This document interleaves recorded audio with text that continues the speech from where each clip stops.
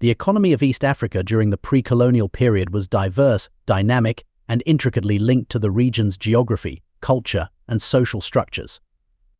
Before European colonization, East Africa was home to various communities, including pastoralists, agriculturalists, fishermen, and traders, each contributing to the region's economic life.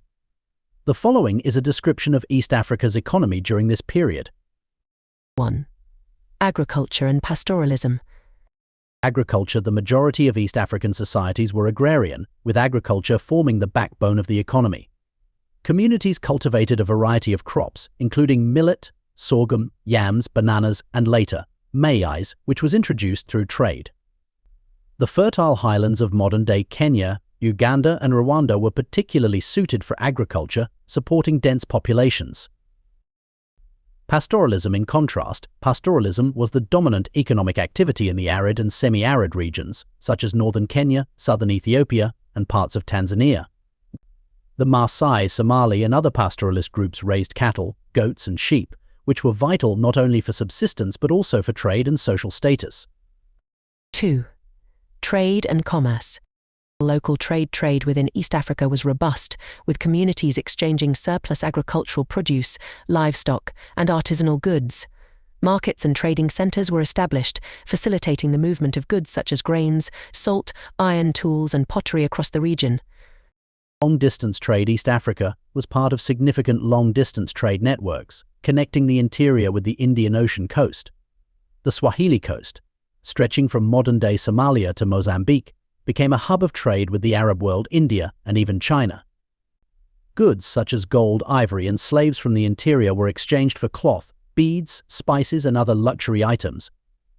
Trans-Saharan trade. In the northern parts of East Africa, especially in regions like what is now South Sudan, trade was also conducted across the Sahara Desert, linking East Africa to the Mediterranean world.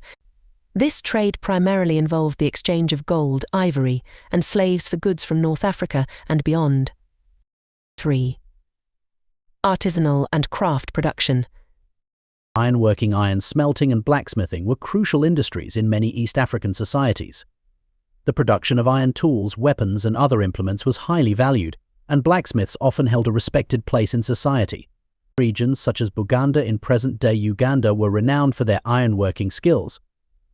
Textiles and crafts, weaving, pottery, and other crafts were also important economic activities.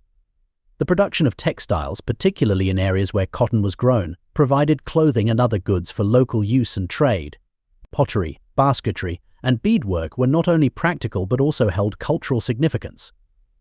4. Fishing and hunting. Fishing communities along the shores of the Indian Ocean, Lake Victoria, Lake Tanganyika, and other water bodies relied heavily on fishing.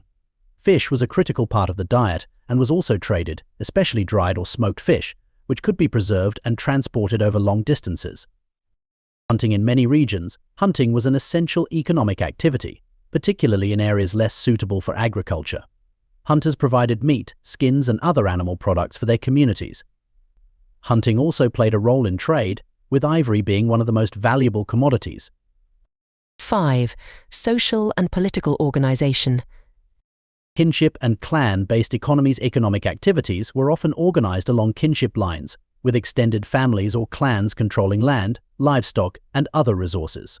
Communal ownership and collective labor were common, particularly in agricultural and pastoral societies. But kingdoms and chiefdoms in more centralized societies, such as the Buganda Kingdom Uganda, the Bunyoro Kitara Kingdom Uganda, and the Kingdom of Rwanda, the economy was often directed by the ruling elites. Tribute systems, where subjects provided labor, crops, or livestock to their rulers, were a key feature of these economies. 6. Impact of external contacts. Introduction of new crops. The arrival of Arab traders and the subsequent Portuguese, among others, introduced new crops to East Africa, such as maize, cassava, and sweet potatoes, which became staple foods in many regions. Cultural and economic exchange. The Swahili culture, a blend of African, Arab, Persian, and later Portuguese influences, emerged along the coast, fostering a unique economy based on trade, craft production, and agriculture. The use of cowrie shells as currency, introduced through trade, is an example of this cultural and economic exchange. Conclusion. The pre-colonial economy of East Africa was complex and multifaceted, characterized by a mix of subsistence and market-oriented activities. It was shaped by the region's geography, cultural diversity, and long-standing trade connections with the broader world.